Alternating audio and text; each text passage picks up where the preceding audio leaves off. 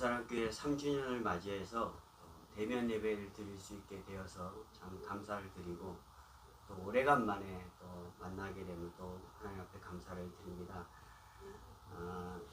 1년 반, 여 년 동안에 코로나19로 인하여서 팬데믹 시간을 통하여서 우리가 서로 만날 수도 없었고 또 교제할 수 없었던 그런 상황 가운데에서 또 새롭게 이렇게 또 모두 다 대면할 수 있게 되고, 또 그래서 만남을 통하여서 하나님께 영광 돌리게 됨을 또한 감사를 드립니다. 오늘 우리가 읽은 이 말씀을 통하여서 새 포도주는 새 부대라는 제목으로 말씀을 나눌 것인데, 항상 새 것은 새 것이어야 합니다. 제가 외국 생활을 한 20여 년을 넘게 했는데, 외국 생활 하는 가운데 여러분들도 다 느끼지만은 우리가 외국 생활 처음 할 때 뭐 물건을 사거나 뭘 준비할 때 있어서 새 것을 사기보다는 중고 사이트나 이런 데 가서 저는 참 많이 구입을 했습니다. 대부분 다 중고를 샀던 것 같아요. 그게 익숙해서인지 요즘도 그 사고팔고 중고 사이트를 늘 봅니다. 아무리 중고 사이트에 좋은 것이 나와도 중고인데 그게 습관이 되다 보니까 우리가 뭐 필요하게 되면 또 그 중고 사이트를 보게 되는 것이에요. 그런데 작년에 저희가 이사를 하고 나서 이제 처음으로 가구를 장만을 했습니다. 그러니까 큰맘 먹고 새 것을 사봤습니다. 그런데 짝이 안 맞는 새 것을 샀어요. 침대 프레임과 옷장은 다 새 거를 샀는데 베드는 중고였어요. 그래서 어쨌든 이것이 새 거니까 새 거다라는 느낌으로 잠을 자보았는데 너무너무 불편하더라고요. 그래서 결국은 큰맘 먹고 베드를 최근에 새 것으로 또 구입을 하게 되었습니다. 무슨 말입니까? 우리의 익숙해진 이러한 생각과 우리의 삶이 새로움이 우리에게 다가오고 새로운 것을 우리가 구입하며 살아갈 수 있음에도 불구하고 그것을 하지 못하는 그런 습관이 우리에게 되어 있다는 것입니다.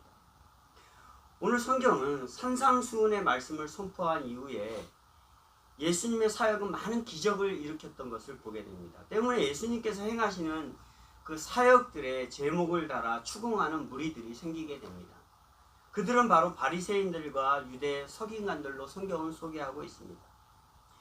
이들은 구약에 예언된 메시아를 기다리기보다는 구약시대에 기록된 율법에 얽매여서 자신들의 역할을 극대화하며 새시대가 요구하는 구원의 길을 방해하였습니다. 자기들이 알고 있는 율법, 자기들이 알고 있는 제사법, 예배법이 제일 중요하다라고만 생각했던 것이에요.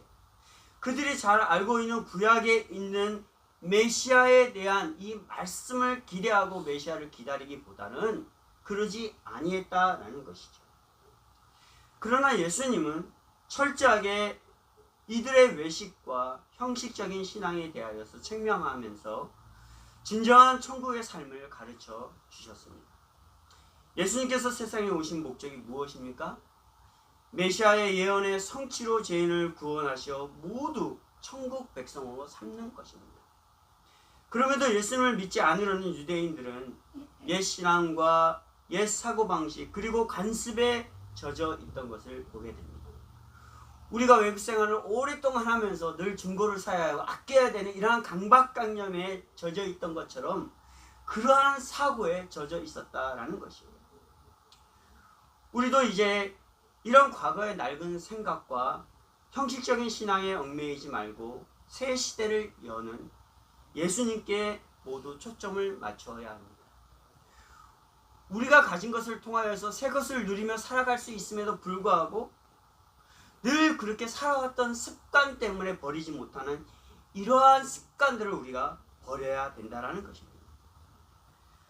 구원자로 오신 예수님께 우리의 모든 것을 맡기는 것입니다. 맡긴다는 것은 무엇입니까?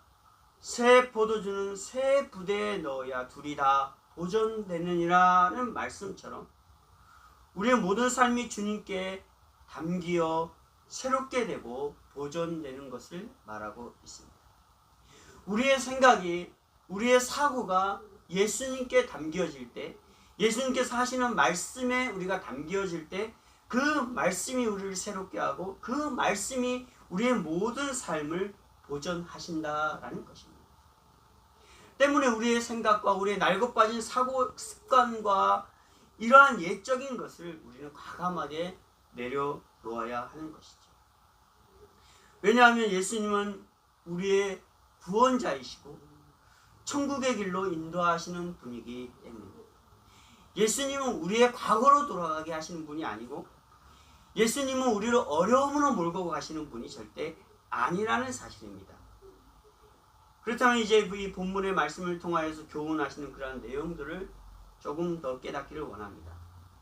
본문의 때는 유대인들이 전통적으로 금식하는 날이었습니다. 유대인들은 구약시대에 1년에 한 차례 대속일에 공식적으로 금식을 하였습니다. 그런데 신약시대에 와서는 예루살렘 포위일, 예루살렘이 함락되던 일, 성전이 파괴되던 날, 그리고 그랴다 살해일 등 4차례 공식적으로 금식을 하였습니다. 그러나 바리새인들은 어땠습니까? 여기에 더하여서 주 2회 월요일과 금요일을 더하여서 금식하였습니다.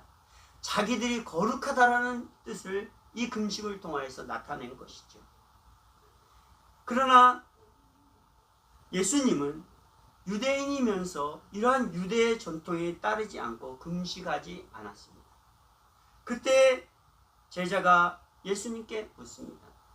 예수님, 왜 예수님은 금식하지 않습니까? 라고 물었습니다. 예수님은 제자들과 함께 있으면서 이 유대 전통, 금식의 전통에 참여하지 않으실까요? 예수님은 제자들에게 그 이유에 대해서 이렇게 말씀하십니다. 오늘 14절과 15절에 보면 혼인집의 잔치이기 때문에 금식하지 않는다라는 것입니다.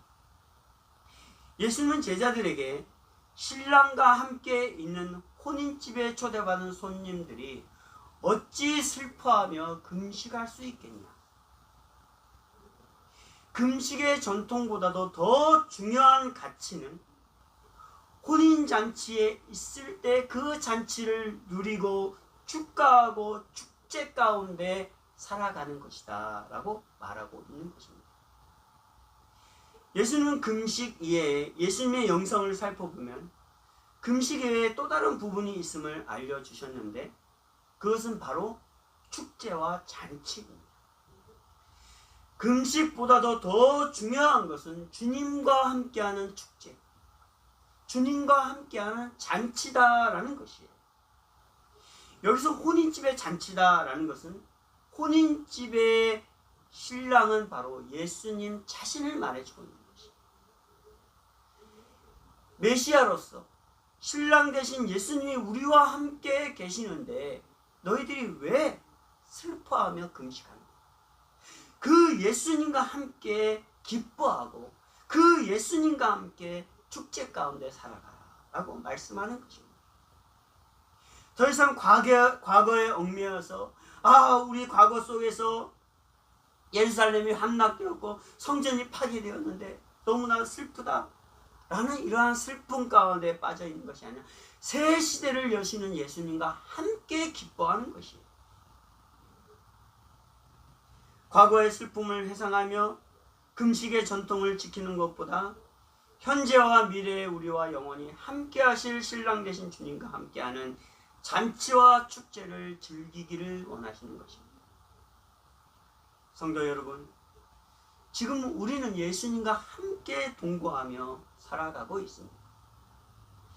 예수님이 주시는 즐거움을 누리며 우리는 반드시 살아가야 합니다. 그의 말씀이 우리의 과거 가운데 있는 어두움을 물리쳐 주셨고 또 그의 말씀이 앞으로를 살아가야 될 미래를 우리에게 밝혀주시고 있습니다. 때문에 우리의 잘못된 습관과 또 우리의 낭망하고 있는 이러한 마음들을 내려놓고 예수님의 말씀 앞에 우리를 내려놓을 때 그 말씀이 들려지는 것입니다. 그 말씀이 우리의 미래의 삶이 되어지는 것입니다.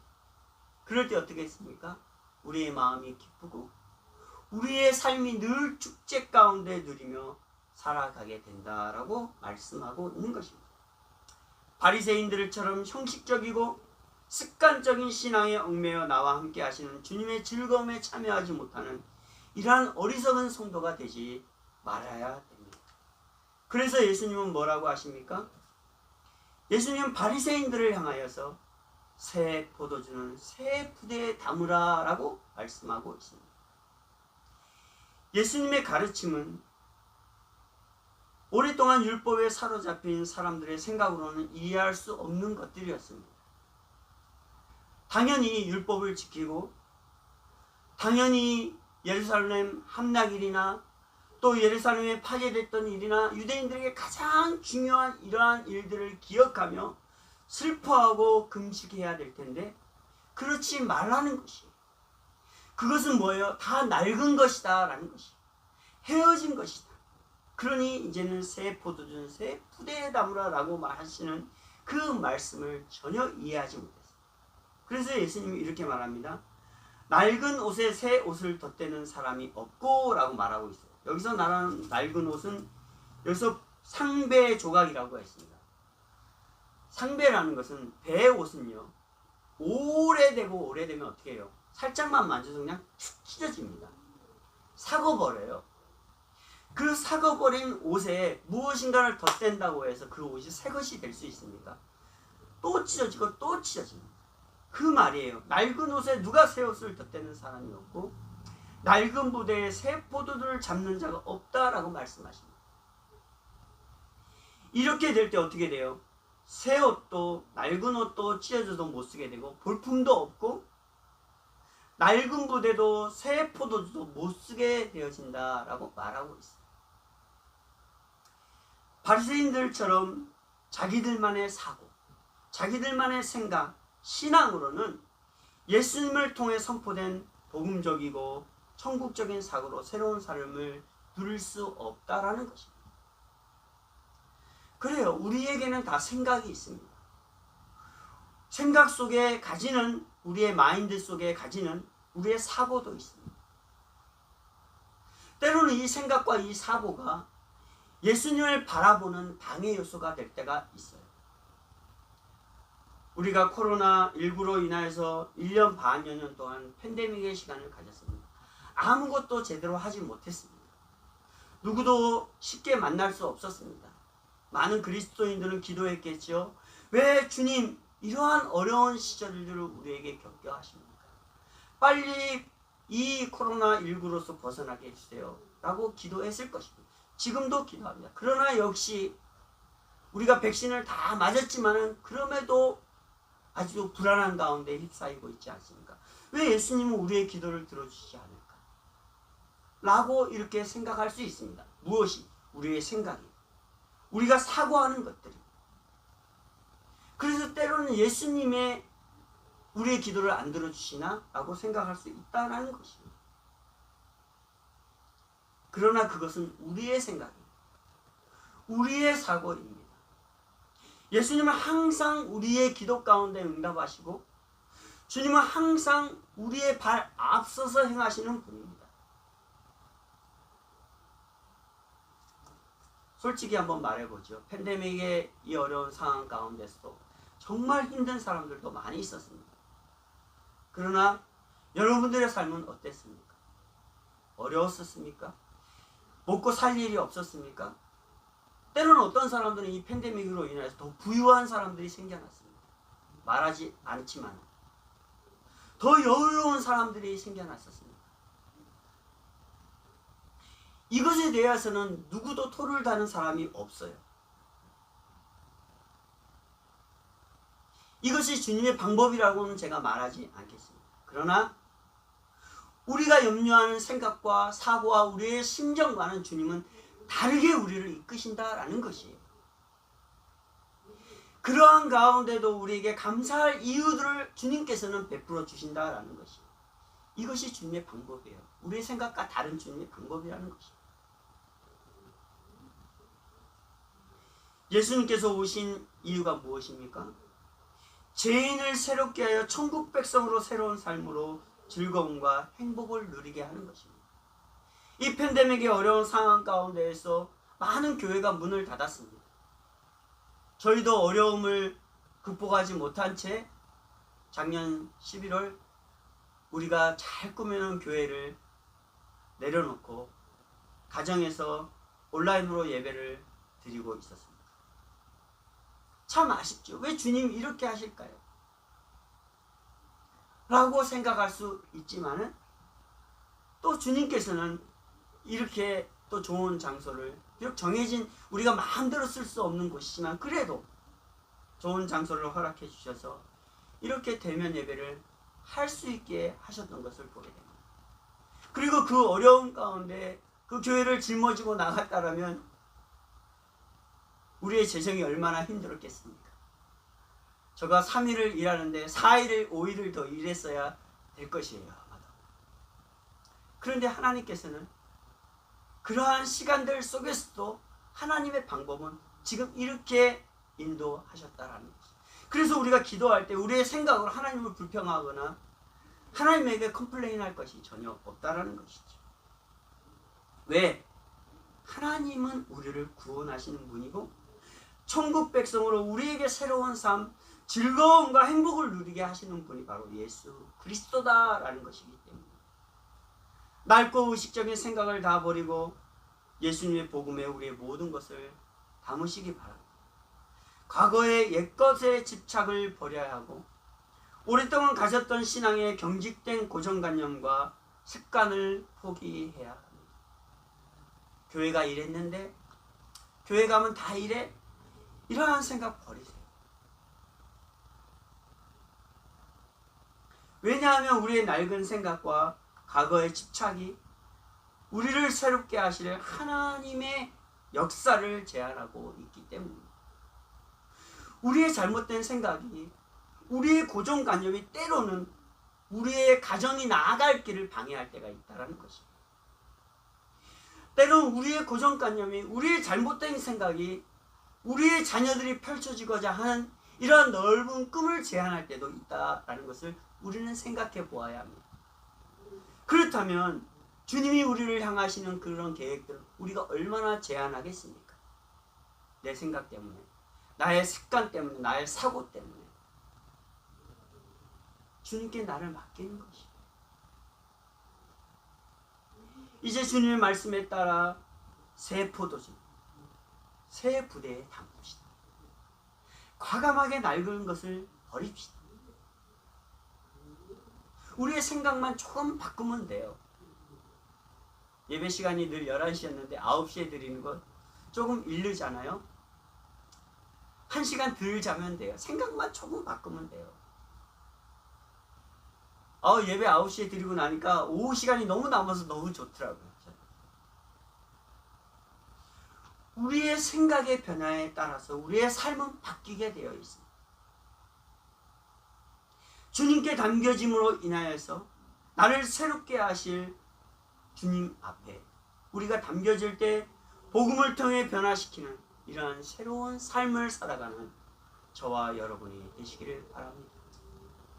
이 말씀의 진실성을 오늘 18절과 26절에 나온 혈류증을 앓은 여인을 통하여서 우리에게 다시 입증시켜주고 있습니다. 예수님이 한 관리의 딸을 살리기 위해 가던 길에 예수님의 겉옷을 만져 고침을 받는 혈류증 여인을 만나게 됩니다. 여기서 말하는 혈류증이라는 것은 바로 무엇이냐 하면 여자들이 자궁에 문제가 생겨서 만성 자궁 출혈이 생기는 그러한 여인을 말하고 있습니다. 당시 이 시대 가운데에서는 여자들이 피를 계속 흘린다라는 것은 부정한 것으로 여겼습니다. 그래서 누구에게도 다가갈 수 없었고 그런 부정한 여인으로 삼아서 혼자 은밀하게 지내는 그러한 불쌍한 여인이었습니다. 제가 얼마 전에 환자를 보았는데 한 30 중반 먹은 여자 환자였습니다.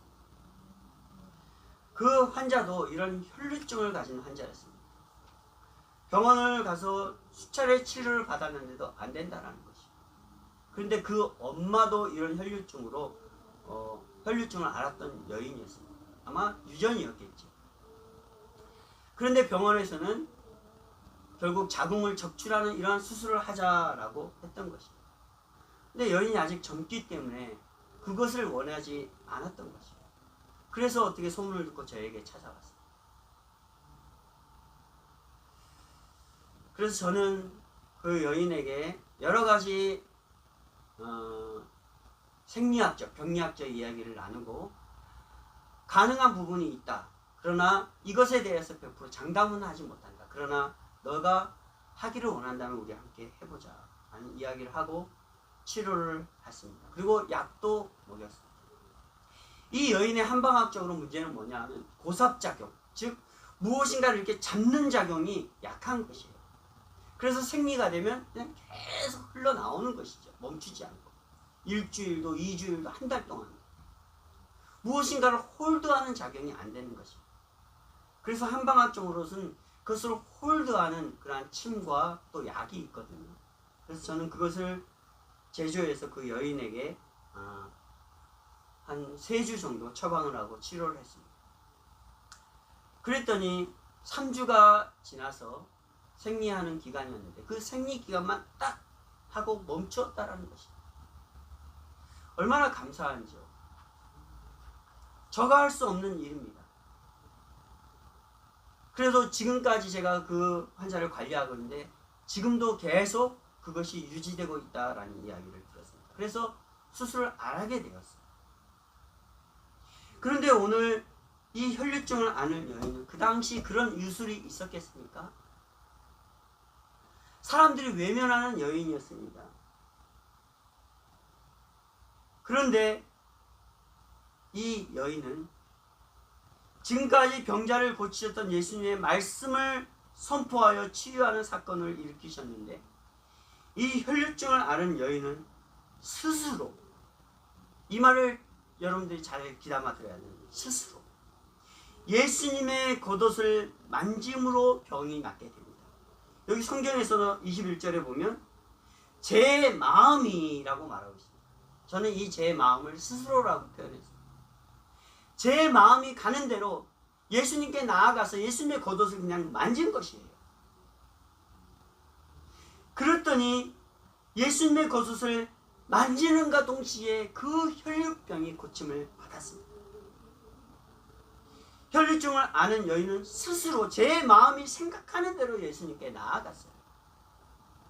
분명히 이 여인의 믿음으로 병이 치유되는 사건이지만 예수님의 말씀이 없어도 병이 낫는 이 사건은 위에서 언급하였던 것처럼 혼인집의 신랑이여 역사를 변화시키시고 새 역사를 이루실 분은 오직 예수님이다라는 사실을 입증하고 있는 것입니다.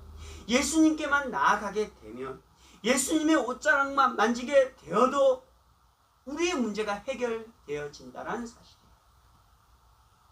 예수님께 나아가기만 해도 우리의 억눌려 있던 마음과 우리의 상한 심령이 치유받을 수 있다라는 것입니다. 왜? 그가 하실 수 있는 권능이 있는 분이기 때문이에요. 여기서 말하는 스스로, 제 마음, 왜 제가 이걸 강조했는지 아십니까? 우리의 심정이, 우리의 생각이, 우리의 생각이 과거로 돌이키지 아니하고 이 여인은 그 생각을 어떻게 해요? 주님께로 맞춰버린 것입니다. 당시 모든 사람들은, 혈류증을 앓는 사람들은 비천한 여인이다 라고 생각했어요. 혼자 그냥 평생 그렇게 살아야 된다라고 생각했어요. 근데 그 여인의 생각은 그 생각을 깨트려 버린 거예요. 주님께 가면 되겠다. 이 생각을 바꾼다는 것 결코 쉬운 일이 아닙니다. 자기의 그 심정을 바꾼다는 것 결코 쉬운 일이 아닙니다. 그런데 이 여인은 바꾸었어요.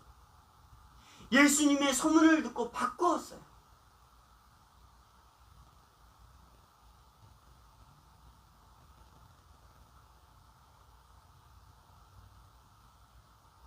그러니 말씀하지 않으셔도 주님께 다가가고 그의 옷을 만지기만 하여도 인생이 새롭게 되는 것이었습니다. 이후에 예수님은 이미 숨진 한 관리의 딸을 손을 잡아 일으켜 살려내십니다. 사람들은 이 소녀가 이미 죽었다고 생각하여서 장례를 준비하였습니다. 예수님께서 이 소녀를 이렇게 살려내시기 전에 이 소녀가 죽은 것이 아니다 라고 예수님께서 말씀하셨을 때 사람들은 뭐라고 합니까? 24절에 그들이 비웃더라 라고 말해줍니다.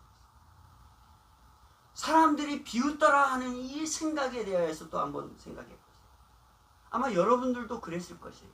왜? 여러분들의 생각이 이미 저 아이는 죽었기 때문에. 우리의 생각 속에 죽은 사람들은 절대로 살아날 수 없다라는 생각을 가지고 있기 때문에. 그러니까 예수님께서 오셔서 그 아이는 죽은 것이 아니라 잠자고 있다라고 하시는 이 말씀 앞에 얼마나 속으로 비웃었겠습니까? 비아냥거렸겠습니까? 세상사의 관점에서 우리의 심리나 우리의 생각으로 볼 때는 당연히 죽은 사람입니다. 살아날 수 없습니다. 그런데 예수님은 사람들이 죽었다 생각하는 소년을 단지 잔다라고 말씀하십니다. 사람들의 생각을 뒤엎어버리는 것이에요. 예수님 앞에 있는 사람들의 그 생각과 그 사고를 바꿔버리시는 것이에요. 그게 바뀌지 않으면 예수님께서 우리에게 주실 새로운 삶과 하나님의 나라를 우리가 맛볼 수 없기 때문에 예수님은 그걸 바꾸시는 것입니다. 잔다, 죽었다 생각하지 마라. 그리고 예수님은 사람들이 죽었다 생각하는 소녀를 단지 잔다 말씀하시면서 그 소녀의 손을 잡고 깨우듯이 일으켜 세우십니다. 왜 그렇습니까? 예수님은 권능이 있으신 분이기 때문에. 오늘 9장 6절 말씀 보면 그러나 인자가 세상에서 죄를 사하는 권능이 있는 줄 너희로 알게 하려 하노라 라고 말했습니다. 여기서 말하는 권능이 무엇입니까? 무엇이든지 원하는 대로 할 수 있도록 하나님으로부터 위임받은 그런 권한이에요. 왜? 우리를 복되게 하시고 우리를 새롭게 하시고 우리를 하나님의 나라의 사람으로 만드시기 위해서 하나님께서는 예수 그리스도에게 그러한 권능을 위임하셔서 우리의 생각도 바꾸시고 우리의 삶도 바꾸시고 죽은 자까지도 살리시는 이러한 능력이 있는 분이다 라고 말씀하고 있는 것입니다. 그래야 우리의 생각이 바뀌거든요. 그래야 우리의 그 마음속에 있는 심정 이게 바뀌거든요. 사랑하는 성도 여러분, 죽은 자를 살리는 첫 사건으로 우리의 상태를 완전히 새롭게 하시는 분은 오직 예수님이심을 깨닫게 하십니다. 오늘 주사랑교회가 3살을 맞이하고 이제 4살이 되는 시작입니다. 아직도 걸음마 단계입니다. 3살이 되었지만 한 1년 반 밖에 우리가 대면으로 예배하지 못했고 나머지는 거의 온라인으로 예배를 드렸습니다. 성도들도 없는 채. 첫 예배를 드릴 때에는 그래도 이 땅 가운데 상처받은 자들, 치유받지 못하는 자들, 낙심한 자들을 이렇게 세우고 그들에게 이렇게 예수님이 권능 있으심을 알게 해서 그 예수님께 나아오기를 소원함으로 우리가 개척하고 예배를 드렸는데 참 많은 시련도 있었습니다. 어려움도 있었습니다. 그러나 이 1년 반년의 팬데믹 상황을 맞고 우리뿐만 아니라 수많은 사람들도 어려움과 공포에 시달렸습니다. 그리고 사람들은 지금도 불안감에 쌓여 살아가고 있습니다. 이러한 상황은 현재와 미래에 대한 불확실함을 갖게 합니다. 내가 걸려서 혹시 죽으면 어떨까? 건강이 안 좋으면 어떨까? 이러한 생각이 있다라는 것입니다. 그러나 우리는 예수님을 통해 우리가 늘 우리의 마음과 우리의 심정 속에 갖고 있는 이러한 생각들과 이러한 불안함과 이러한 습관들을 이제는 어떻게 해요? 내려놓아야 다 쓸데없는 것이에요. 이제 주사랑교회와 함께 우리는 예수님의 복음에 모두가 담겨지길 원합니다. 예수님의 복음은 우리를 완전히 변화시킵니다. 우리의 생각을 완전히 바꿔버립니다. 그래서 우리의 가정을 변화시키고 우리의 가정 가운데 있는 남편과 아내와 자녀들을 변화시키게 됩니다. 왜? 때로는 내 생각이, 내 사고가 그것을 가로막았거든요. 왜냐하면 예수님만이 우리를 변화시켜 새롭게 하실 분이기 때문에 우리의 생각, 우리가 예배드려야 될 이러한 생각, 어려운데 바쁜데 우리의 생각만 조금만 바꾸면 돼요.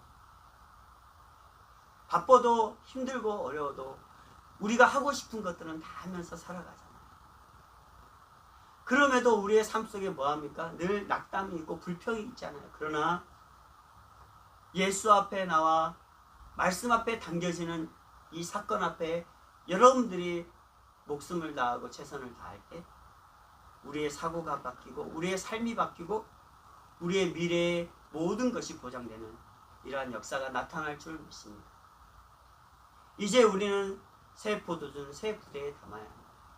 여러분들의 생각을 다 바꾸시고 낡은 것들을 이 시간 다 버리고 새롭게 되는 여러분들의 생각과 모습을 주님께 담그시기 바랍니다.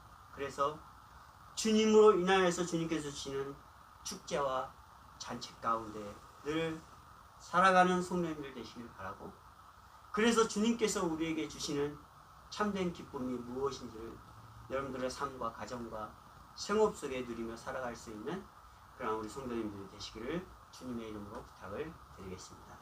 기도하겠습니다. 하나님 아버지, 은혜를 감사를 드립니다.